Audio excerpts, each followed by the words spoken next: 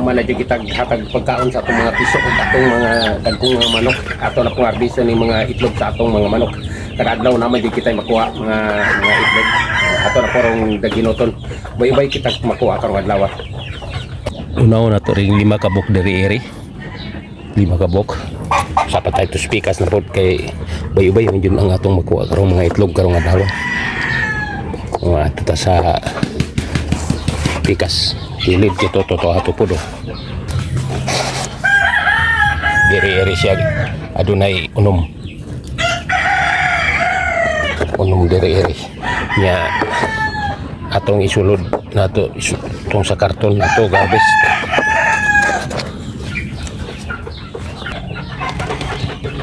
diri-eri sa karton guys adunay pulo kabok ay kay minggawas na katong galoob nga manok.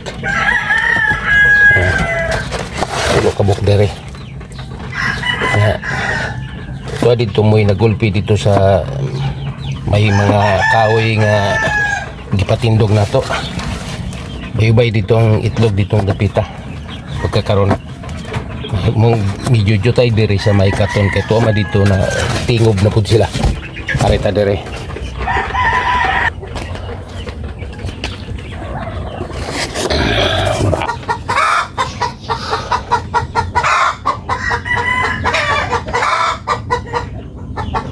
Napog sa wag usang himungaan nga atong gipapawa.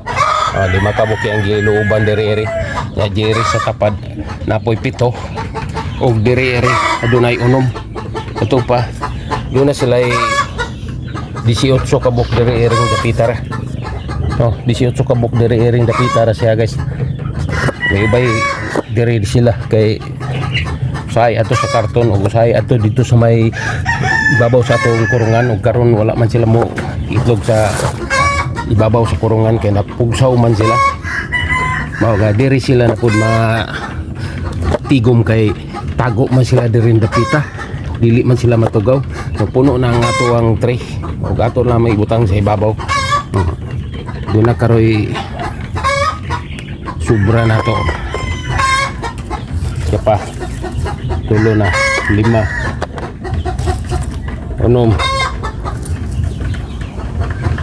7 8 siyam.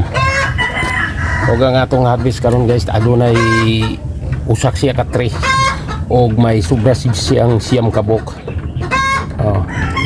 Mani kini atong nakuha karong adlaw atong pag video sa atong harvest ng mga itlog karon. Usa ka 3 siya sobra og siyam kabok.